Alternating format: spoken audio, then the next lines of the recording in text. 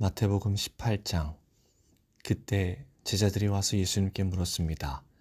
하늘나라에서는 누가 가장 높은 사람입니까? 예수님께서 한 어린아이를 부르시더니 제자들 앞에 세워 놓으셨습니다. 그리고 말씀하셨습니다. 내가 너희에게 진정으로 말한다. 너희가 돌이켜 어린아이처럼 되지 않으면 하늘나라에 들어갈 수 없다. 이 어린아이처럼 자신을 낮추는 사람이 하늘나라에서 가장 높은 사람이다.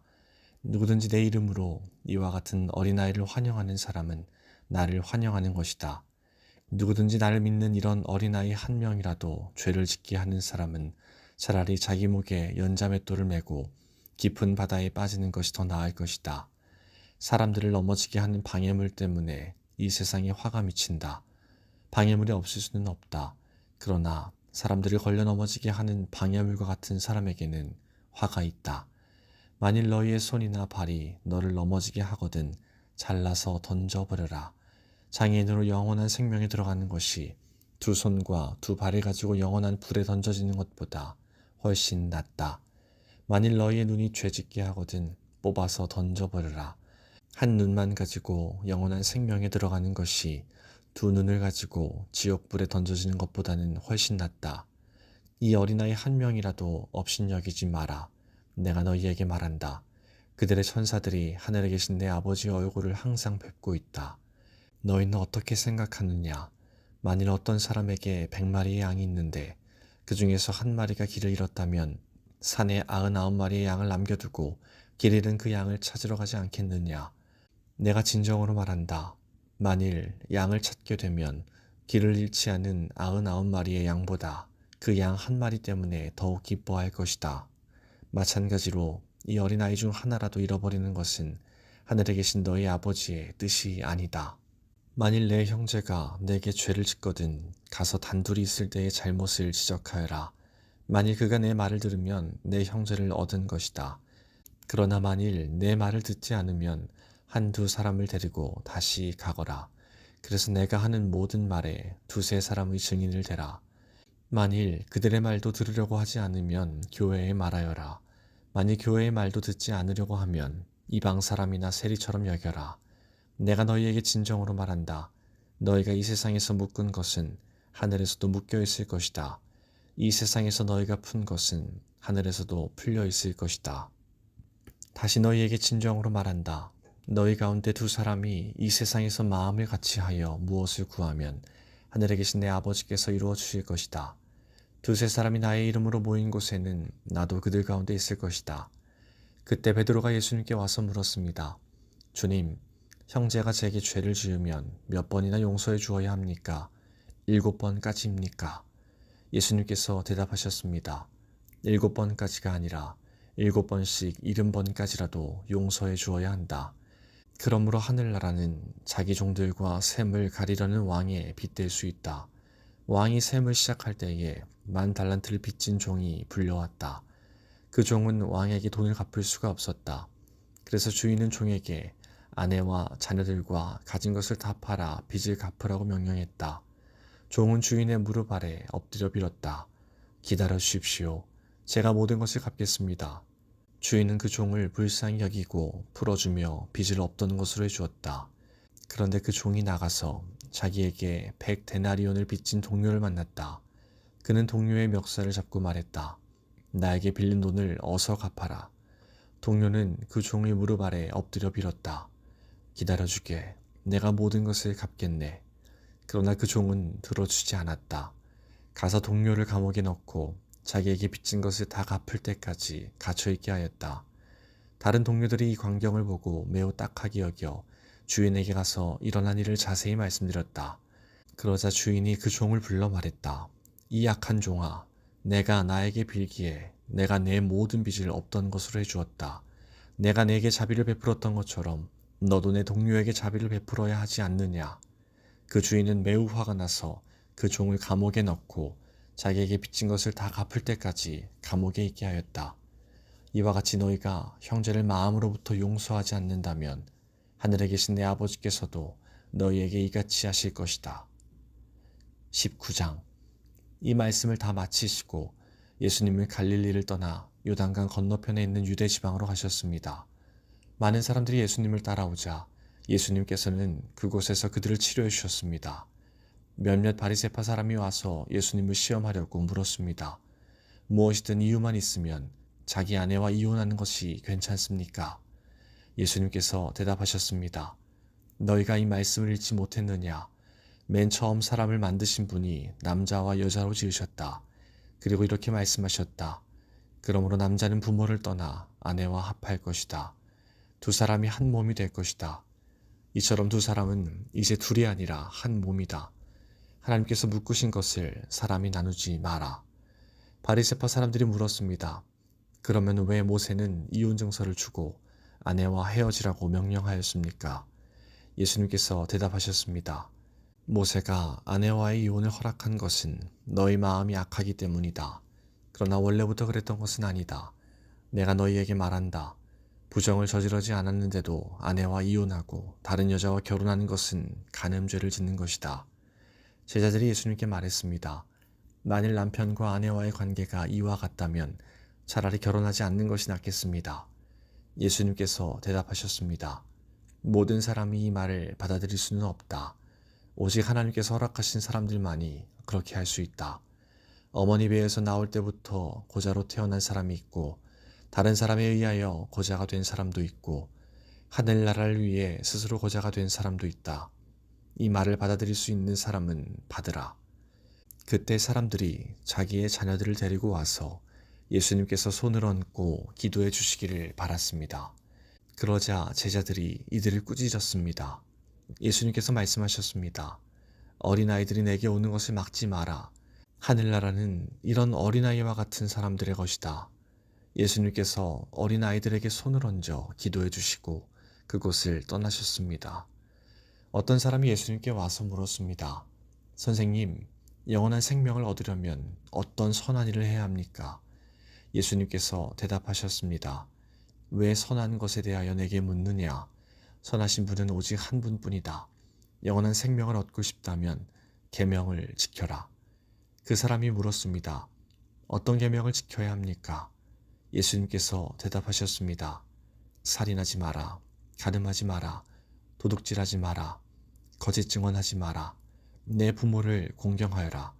내 이웃을 내 자신처럼 사랑하여라. 그 청년이 말했습니다. 이 모든 것을 지금까지 다 지켜왔습니다. 그 밖에 제게 부족한 것이 무엇입니까? 예수님께서 대답하셨습니다. 만일 내가 완전해지길 원한다면 가서 내가 가진 것을 다 팔아 가난한 사람에게 나누어 주어라. 그러면 하늘에서 보물을 얻게 될 것이다. 그런 후에 와서 나를 따르라. 이 말씀을 들은 청년은 매우 슬퍼하며 떠나갔습니다. 왜냐하면 그가 가진 재산이 너무 많았기 때문입니다. 예수님께서 제자들에게 말씀하셨습니다. 내가 너희에게 진정으로 말한다. 부자가 하늘나라에 들어가는 것은 어렵다. 다시 너희에게 말한다. 부자가 하나님의 나라에 들어가는 것은 낙타가 바늘구멍에 들어가는 것보다 더 어렵다. 제자들이 이 말씀을 듣고 매우 놀라서 물었습니다. 그러면 누가 구원을 받을 수 있습니까? 예수님께서 그들을 보시며 말씀하셨습니다. 사람은 할 수 없지만 하나님께서는 모든 것을 하실 수 있다. 베드로가 예수님께 말했습니다. 그렇다면 모든 것을 버리고 주님을 따른 저희에게는 무엇이 있겠습니까? 예수님께서 그들에게 말씀하셨습니다. 내가 너희에게 진정으로 말한다. 나를 따라오는 너희들은 인자가 영광의 보좌에 앉는 새 시대에 12보좌에 앉아 이스라엘 12부족을 심판하게 될 것이다. 나를 위하여 집, 형제와 자매, 부모와 자식, 그리고 밭을 버리는 사람은 몇 배로 보상을 받을 것이며 영원한 생명을 얻을 것이다. 그러나 첫째가 꼴찌가 되고 꼴찌가 첫째가 되는 사람이 많을 것이다. 20장 하늘나라는 자신의 포도밭에서 일할 일꾼을 찾으려고 아침 일찍 나간 주인과 같다. 그는 일꾼들에게 하루 품삯으로 한 데나리온을 주기로 하고 그 일꾼들을 포도밭으로 보냈다. 주인이 오전 9시쯤에 다시 시장에 나갔다가 거기서 빈둥거리며 서 있는 몇몇의 사람들을 보았다. 주인이 그 사람들에게 말했다. 당신들도 포도밭에 가서 일하시오. 적당한 품삯을 주겠소. 그러자 그들은 포도밭으로 갔다. 이 사람이 다시 낮 12시와 오후 3시쯤에 나갔다. 그리고 똑같이 말했다. 또 오후 5시쯤에도 시장에 나가 또 다른 사람들이 거리에 서 있는 것을 보고 물었다. 왜 당신들은 하루 종일 빈둥거리며 서 있습니까? 그들이 대답했다. 아무도 우리에게 일자리를 주지 않았습니다. 주인이 그들에게 말했다. 당신들도 나의 포도밭에 가시오. 저녁이 되자 포도밭 주인이 관리인에게 말했다. 일꾼들을 불러 마지막에 온 사람부터 맨 처음에 왔던 사람까지 품삯을 주어라. 오후 5시에 고용된 일꾼들이 와서 각각 한 데나리온씩을 받았다. 이제 맨 처음에 고용되었던 일꾼들이 왔다. 그들은 더 많은 품삯을 받게 될 것이라고 기대했지만 그들도 한 데나리온씩을 받았다. 그러자 그들은 포도밭 주인에게 불평을 하였다. 저 사람들은 겨우 1시간밖에 일하지 않았는데 하루 종일 뙤약볕 아래서 수고한 우리들과 똑같이 취급하는군요. 그러자 포도밭 주인이 말했다. 친구여, 나는 당신에게 잘못한 것이 없소. 당신들은 한 데나리온을 받기로 나와 약속하지 않았소. 당신 것이나 가지고 돌아가시오. 나는 나중 사람에게도 당신과 똑같이 주고 싶소. 내 것을 가지고 내 뜻대로 하는 것이 무슨 잘못이오. 내가 자비로운 사람이라서 당신의 눈에 거슬리오. 그러므로 꼴찌가 첫째가 되고 첫째가 꼴찌가 될 것이다. 예수님께서 예루살렘으로 가실 때 12명의 제자만 따로 데리고 가셨습니다. 가시는 도중에 예수님께서 제자들에게 말씀하셨습니다. 보아라, 우리가 예루살렘으로 간다. 인자가 대제사장들과 율법학자들에게 넘겨질 것이고 그들은 인자에게 사형죄를 씌울 것이다. 그들은 인자를 이방 사람들에게 넘겨 비웃고 채찍질하고 십자가에 매달아 죽게 할 것이다. 그러나 3일째 되는 날에 인자가 다시 살아날 것이다. 그때 세베대의 아들들을 데리고 그 어머니가 예수님께 왔습니다. 그 여자는 예수님께 절하고 간청하였습니다. 예수님께서 물으셨습니다. 무엇을 원하느냐? 어머니가 예수님께 말했습니다. 주님의 나라에서 제 한 아들은 주님의 오른쪽에 또 다른 한 명은 주님의 왼쪽에 앉으라고 말씀해 주십시오. 그러자 예수님께서 말씀하셨습니다. 너희가 무엇을 요구하는지 깨닫지 못하고 있다. 내가 마실 잔을 너희도 마실 수 있느냐? 그들이 대답했습니다. 예, 마실 수 있습니다. 예수님께서 그들에게 말씀하셨습니다. 내 잔을 너희가 마실 것이다. 그러나 내 오른쪽과 왼쪽에 누구를 앉힐 것인지 결정하는 것은 내가 할 일이 아니다. 그 자리는 내 아버지께서 미리 정하신 사람들의 것이다. 다른 10명의 제자들이 이것을 듣고 그 두 형제에게 분개하였습니다. 예수님께서 제자들을 모두 불러 말씀하셨습니다. 이방 사람의 통치자들은 다른 사람의 주인이 되려고 한다는 것을 너희가 안다. 그 고관들은 사람들에게 권력을 행사한다. 그러나 너희는 저희들과 같이 되어서는 안 된다. 누구든지 너희 중에서 높아지려면 먼저 섬기는 자가 되어야 한다. 만일 누구든지 너희 가운데서 첫째가 되려면 너희의 종이 되어야 한다. 인자는 섬김을 받으러 온 것이 아니라 섬기러 왔고 자기 목숨을 많은 사람들을 위하여 주려고 왔다. 예수님과 제자들이 여리고를 떠날 때 많은 사람들이 예수님을 따라갔습니다. 보지 못하는 사람 2명이 길가에 앉아 있다가 예수님께서 지나가시는 소리를 듣고 외쳤습니다. 주님, 저희들을 불쌍히 여겨주십시오. 다윗의 아들이시여. 사람들이 그들을 꾸짖으며 조용히 하라고 했습니다. 그러나 이 사람들은 더욱 크게 소리질렀습니다. 주님, 저희들을 불쌍히 여겨주십시오. 다윗의 자손이시여. 예수님께서 가던 길을 멈추시더니 그 사람들을 불러 말씀하셨습니다. 내가 너희에게 무엇을 해주길 원하느냐? 그들이 대답했습니다. 주님, 눈을 뜨기를 원합니다. 예수님께서 그 보지 못하는 사람들을 불쌍히 여기시고 그들의 눈을 만지셨습니다. 그 즉시 그들은 시력을 회복하였습니다. 그리고 나서 그들은 예수님을 따랐습니다. 21장 예수님과 제자들이 예루살렘에 가까이 오시다가 올리브산 기슭에 있는 벳박이라는 곳에 이르렀습니다. 예수님께서는 거기서 2명의 제자들을 마을로 보내셨습니다.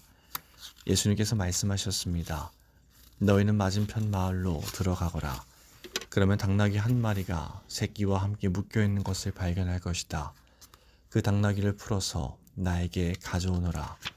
만일 누가 너희에게 무슨 말을 하거든 주님이 필요하시답니다 라고 하여라. 그러면 즉시 내어줄 것이다. 이것은 예언자가 말한 것을 이루려고 하신 것이었습니다. 시온이 딸에게 말하여라. 보아라. 내 왕이 내게로 오신다. 그는 겸손하여 당나귀를 탔는데 어린 당나귀 곧 나귀 새끼를 타고 오신다. 두 제자들이 가서 예수님께서 지시하신 그대로 했습니다. 그들은 당나귀와 그 새끼를 데리고 와서 그 등에 자기들의 옷을 깔았습니다. 예수님께서는 그 위에 앉으셨습니다. 수많은 사람들이 자기 옷을 벗어 길에 깔았고 나뭇가지를 잘라 똑같이 했습니다. 예수님이 앞뒤에서 따라가던 사람들이 소리쳤습니다. 다윗의 아들에게 호산나. 주님의 이름으로 오시는 분은 복되도다. 높은 곳에서 호산나. 예수님께서 예루살렘으로 들어가셨을 때 온 도시는 흥분으로 가득 찼습니다. 사람들이 물었습니다. 이 사람이 누구냐? 사람들이 대답했습니다. 이 사람은 갈릴리 나사렛 출신의 예수라는 예언자입니다. 예수님께서는 성전에 들어가셨습니다. 예수님께서는 성전에서 사고 파는 사람들을 모두 내쫓으시며 돈 바꾸어 주는 사람들의 책상과 비둘기 파는 사람들의 의자를 둘러 엎으셨습니다. 그리고 사람들에게 말씀하셨습니다. 내 집은 기도하는 집이라 불릴 것이다. 라고 성경에 기록되어 있는데 너희는 오히려 강도들의 소굴로 바꾸어 버렸다. 성전에서 보지 못하는 사람들과 다리를 저는 사람들이 예수님께 오자 예수님께서는 그들을 고쳐주셨습니다. 대제사장들과 율법학자들이 예수님께서 하신 여러 가지 놀라운 일들과 다윗의 자손에게 호산나 라고 외치는 아이들을 보았습니다. 그들은 매우 화가 났습니다. 그래서 예수님께 말했습니다. 이 어린아이들이 말하는 것이 들립니까? 예수님께서 대답하셨습니다. 그렇다. 너희는 성경에서 읽지 못하였느냐? 어린이와 젖먹이들의 입으로 찬양을 준비하셨다. 예수님께서 그곳을 떠나 베단이라는 마을로 가셔서 거기서 밤을 보내셨습니다. 아침이 되어 예수님께서 예루살렘으로 돌아오실 때 몹시 시장하셨습니다. 마침 길 옆에 있는 무화과나무 한 그루를 보시고 나무 곁으로 다가가셨습니다. 그러나 그 나무에는 잎사귀만 있을 뿐 열매는 보이지 않았습니다. 예수님께서 그 나무를 향해 말씀하셨습니다. 다시는 내가 열매를 맺지 못할 것이다. 그러자 즉시 나무가 말라버렸습니다. 이것을 본 제자들이 놀라서 물었습니다. 어떻게 무화과 나무가 그렇게 빨리 말라버렸습니까? 예수님께서 제자들에게 대답하셨습니다. 내가 너희에게 진정으로 말한다. 너희가 만일 의심하지 않고 믿기만 한다면 내가 이 나무에게 한 것을 너희도 할 수 있다. 그뿐 아니라 이 산더러 산아 들려서 바다에 떨어져라 하고 말하면 이건 역시 그대로 될 것이다. 너희가 믿고 기도로 구하는 것은 모두 받을 것이다. 예수님께서 성전에 오셔서 가르치실 때 대제사장과 백성의 장로들이 와서 물었습니다. 당신은 무슨 권한으로 이런 일을 하는 것이오? 누가 당신에게 이런 권한을 주었소? 예수님께서 이들에게 대답하셨습니다. 나도 너희들에게 한 가지를 묻겠다. 만일 나에게 대답하면 내가 무슨 권한으로 이런 일을 하는지 말해주겠다. 요한의 세례가 하늘로부터 온 것이냐 아니면 사람에게서 온 것이냐? 제사장들과 장로들이 서로 의논을 하였습니다. 만일 우리가 하늘로부터 왔다고 하면 그러면 어째서 너희는 요한을 믿지 않았느냐 라고 말할 것이고 그렇다고 사람에게서 왔다고 하자니 백성들이 두렵구나. 왜냐하면 모든 백성들이 그를 예언자라고 믿고 있기 때문이다. 그래서 그들은 예수님께 대답했습니다. 우리는 알지 못하오. 그러자 예수님께서 말씀하셨습니다. 그러면 나도 너희에게 내가 어떤 권한으로 이런 일들을 하는지 말하지 않겠다. 너희는 어떻게 생각하느냐? 어떤 사람에게 두 아들이 있었다. 그가 첫째 아들에게 가서 말했다. 아들아, 오늘은 포도밭에 가서 일해라. 그 아들은 싫습니다 라고 대답했다. 그러나 나중에 마음을 바꾸고 포도밭으로 갔다. 이번에는 둘째 아들에게 가서 아까와 똑같이 말했다. 둘째 아들은 대답했다. 예, 그렇게 하겠습니다. 그러나 실제로는 가지 않았다. 두 아들 가운데서 누가 아버지의 뜻대로 행했느냐? 그들이 대답했습니다. 첫째 아들입니다. 예수님께서 그들에게 말씀하셨습니다. 내가 너희에게 진정으로 말한다. 세리와 창녀들이 너희보다 먼저 하나님의 나라에 들어갈 것이다. 요한이 올바른 길로 너희에게 왔으나 너희는 그를 믿지 않았다. 그러나 세리와 창녀들은 그를 믿었다. 너희는 이것을 보고도 여전히 회개하지 않고 그를 믿지 않았다. 다른 비유도 잘 들어보아라. 어떤 밭 주인이 있었다. 그가 포도밭을 일구고 담장을 두르고 포도즙을 짤 구덩이를 파고 망대를 세웠다. 그리고 포도밭을 농부들에게 빌려주고 여행을 떠났다. 추수할 때가 다가오자 주인은 농부들에게 종을 보내어 자기 몫의 수확을 받아오게 했다. 그러나 농부들은 그 종들을 잡아서 하나는 때리고 하나는 죽이고 또 하나는 돌로 쳐 죽였다. 그 주인은 처음보다 더 많은 종들을 그들에게 보냈다. 그러나 농부들은 그 종들에게 똑같은 짓을 했다. 결국 주인은 자기 아들을 농부들에게 보냈다. 그는 농부들이 내 아들은 존중할 것이다 라고 생각했다. 그러나 농부들은 아들을 보며 서로 말했다. 이 아들은 상속자니 이 사람을 죽이고 유산을 가로채자. 농부들은 그 아들을 잡아 포도밭 밖으로 끌고 가서 죽였다. 그렇다면 포도밭 주인이 왔을 때 이 농부들을 어떻게 하겠느냐? 그들이 예수님께 대답했습니다. 그 못된 농부들을 죽일 것입니다. 그리고 그 포도밭은 제때에 수확한 것을 바칠 수 있는 다른 농부들에게 빌려줄 것입니다. 예수님께서 그들에게 말씀하셨습니다. 성경에서 이 말씀을 읽지 못하였느냐? 건축자가 버린 돌이 모퉁이의 머릿돌이 되었다. 이것은 주님께서 하신 일이니 우리 눈에 놀라운 일이다. 그러므로 내가 너희에게 말한다. 하나님께서는 하나님의 나라를 너희에게서 빼앗아 열매를 맺는 민족에게 주실 것이다. 이 돌 위에 떨어진 사람은 깨어질 것이며 또한 이 돌이 사람 위에 떨어지면 그는 산산조각이 날 것이다. 대제사장들과 바리새파 사람들은 예수님의 이 비유를 듣고 자기들을 두고 하시는 말씀이라는 것을 알았습니다. 그들은 예수님을 체포하고 싶었지만 사람들이 두려웠습니다. 왜냐하면 사람들은 예수님을 예언자로 생각하고 있었기 때문입니다.